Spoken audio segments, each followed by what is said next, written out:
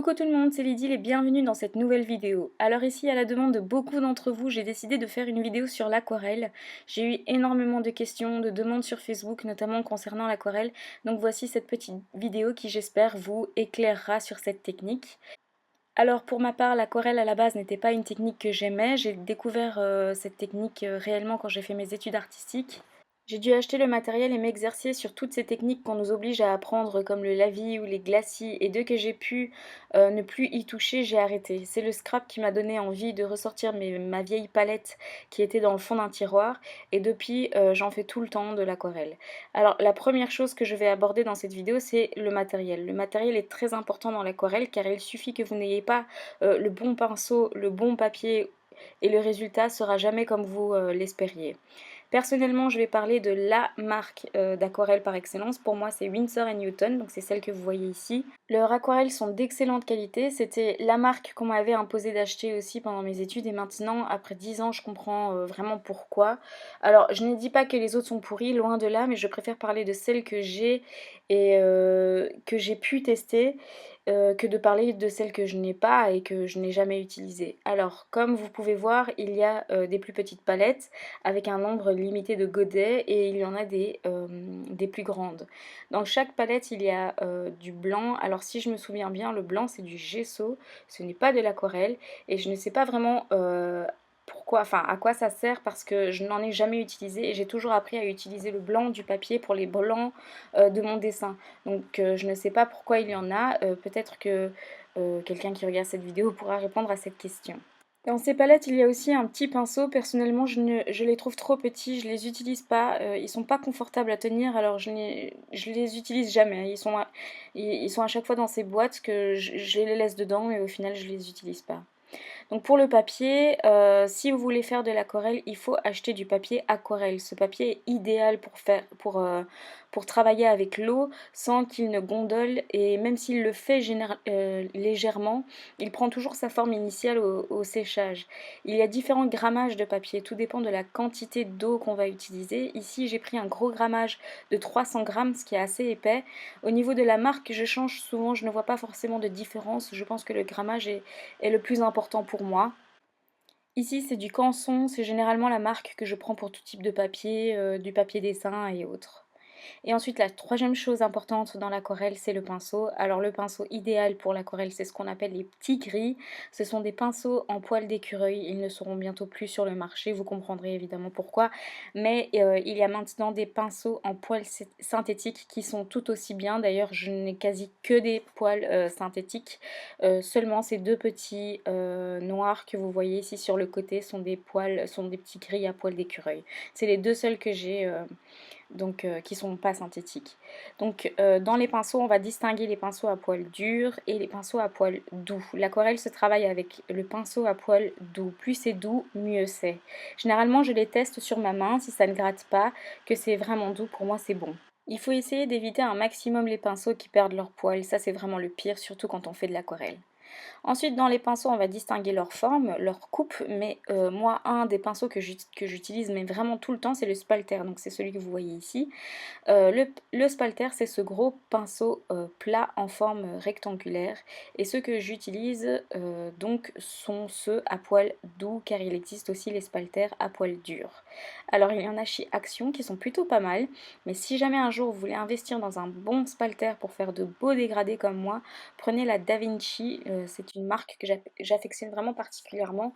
C'est le gros pinceau rouge que vous voyez ici. Son poil est juste incroyablement doux. Et plus le poil est doux, et moins on verra de traces de pinceau dans notre peinture. Un autre matériel que j'utilise tout le temps mais pas indispensable, c'est la palette pour faire ces mélanges. Celui-ci vient de chez Action, c'est un bloc de palette feuille. Dès qu'on a fini, on arrache la feuille, on jette et pas besoin de nettoyer.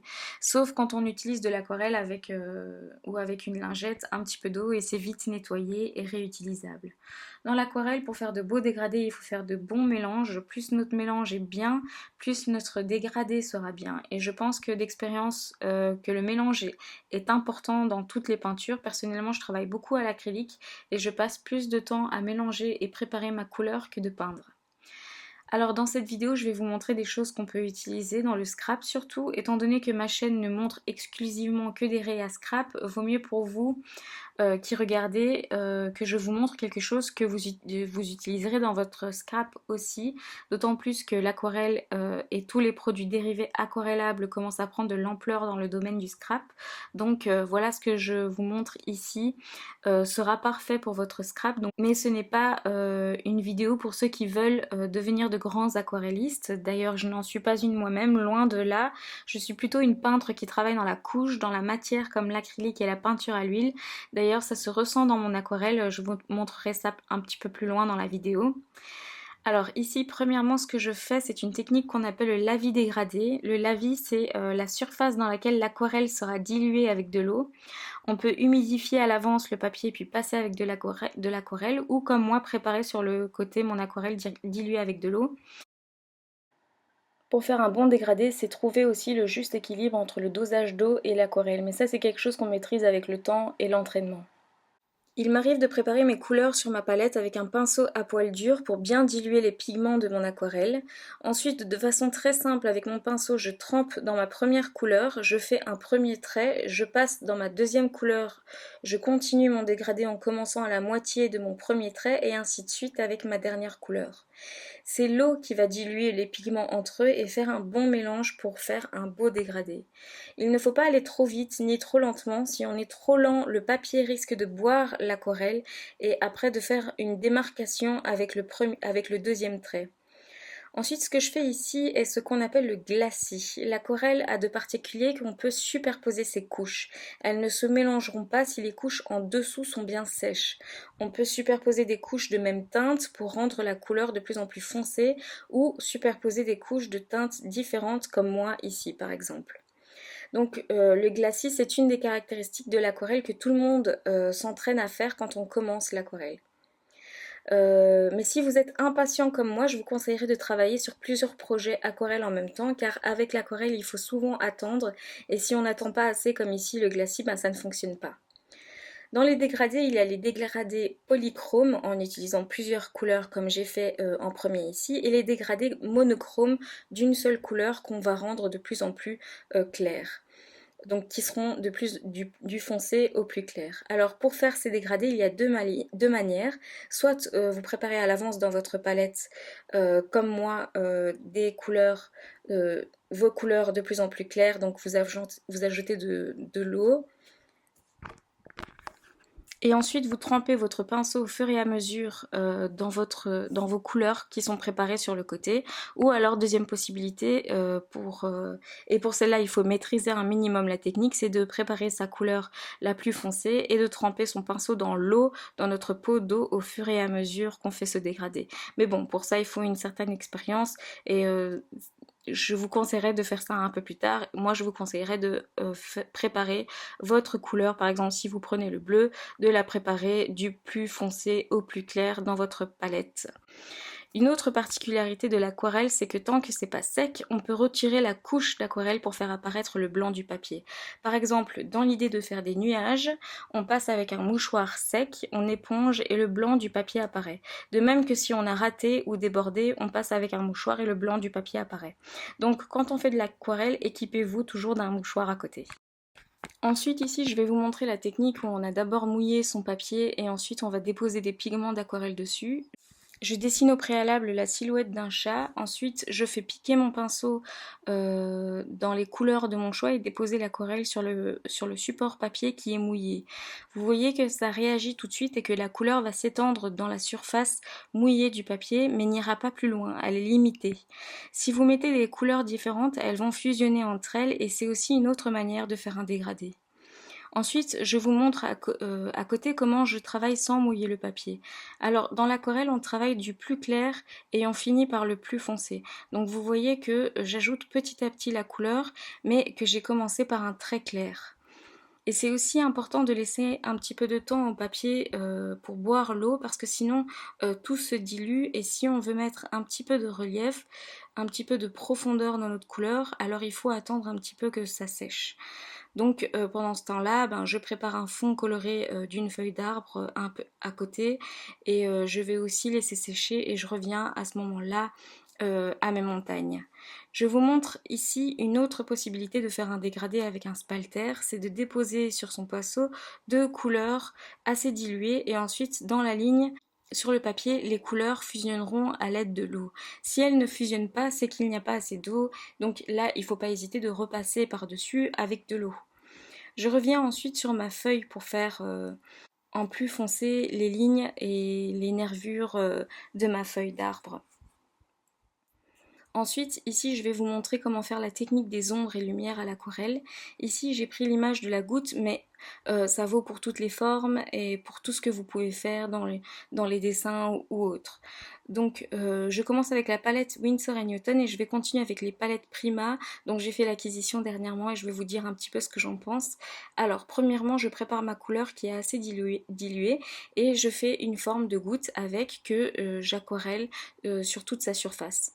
Ensuite, je prépare une couleur un peu plus foncée, ça peut être une autre couleur, pas forcément la même teinte, donc je peux faire une goutte verte et utiliser du bleu pour foncer.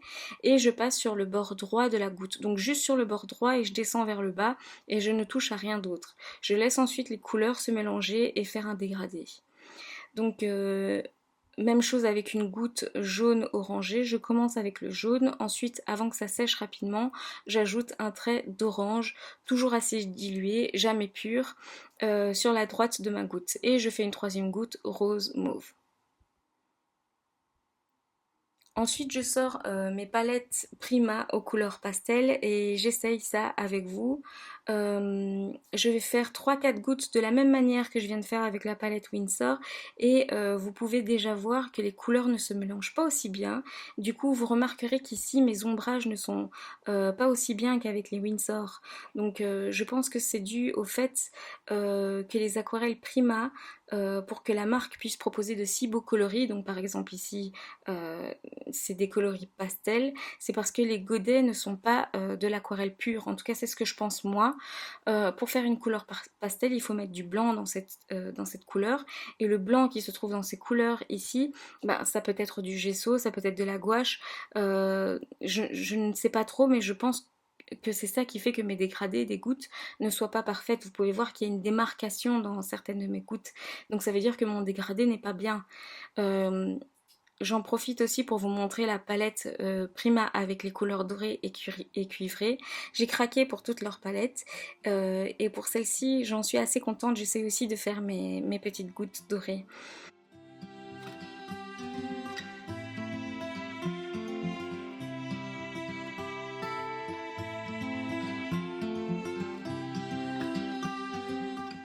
Et ensuite je sors la troisième palette Prima qui est la palette tropicale et je fais aussi quelques tests de couleurs. Je vous montre en même temps mes différentes façons d'utiliser l'aquarelle pour faire mes fonds de page.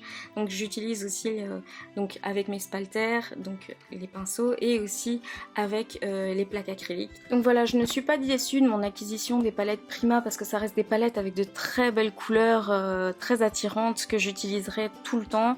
J'en suis persuadée, mais il est clair que si je veux faire de beaux dégradés, Winsor & Newton reste pour moi le meilleur, même si Prima, mes dégradés sont bien aussi, mais voilà, si je devais chercher la petite bête, ce serait ça, ce serait le fait que c'est pas parfait, mais en même temps dans le scrap, est-ce que ça doit être parfait quand on pense que sur nos fonds on va ajouter une tonne de photos ou d'embellissements, il est facile de cacher les défauts. Alors voilà pour cette vidéo aquarelle, j'ai essayé de résumer un maximum pour ne pas faire une vidéo de 3 heures, mais si vous avez d'autres questions, je peux peut-être y répondre en faisant une autre vidéo. Donc n'hésitez vraiment pas si vous avez des questions ou si vous avez des idées de vidéos. Si jamais vous faites partie de tous ceux qui viennent d'acheter les palettes, parce que je sais qu'il y en a beaucoup parmi vous et qui commencent dans l'aquarelle, eh bien si je peux vous aider, si je peux vous donner un conseil, ne vous tirez pas les cheveux, faites faire de beaux dégradés, ça vient avec l'entraînement. J'ai commencé à faire l'aquarelle il y a 10 ans, j'en ai pas fait pendant tout un moment, mais on va dire que j'ai repris depuis 3 ans et encore maintenant je vois que je m'améliore, donc ce n'est jamais vraiment acquis. Quand je disais tout à l'heure que ça se voyait que je n'étais pas une aquarelliste et que je travaille plutôt l'acrylique ou la peinture à l'huile, c'est parce que les aquarellistes ont le talent de pouvoir coloriser un beau paysage en 2-3 coups de pinceau. Et moi j'ai tendance à en rajouter, je travaille souvent la superposition parce que c'est ce que je fais en général quand je peins avec l'acrylique ou la peinture à l'huile. Alors voilà, petite annonce, dernièrement dernièrement j'ai beaucoup peint à l'aquarelle et je me suis dit que j'avais envie de vous faire profiter de mes aquarelles justement. Donc j'ai lancé mes premiers die cut aquarelles au thème de l'été. Ils sont en vente sur ma boutique en ligne que vous pouvez voir dans la barre d'infos. Et pour fêter ça, je fais gagner un sachet de die cut ici. Pour la gagner, il suffit de commenter. Laissez-moi un commentaire et s'il me parle, je vous choisirai comme gagnant de ce paquet de die cut aquarelle. Donc voilà pour cette vidéo. Si jamais vous n'avez pas vu cette vidéo qui s'affiche ici, n'hésitez pas à cliquer dessus pour la voir. Et vous pouvez également me suivre dans les différents réseaux sociaux. À très bientôt dans une prochaine vidéo.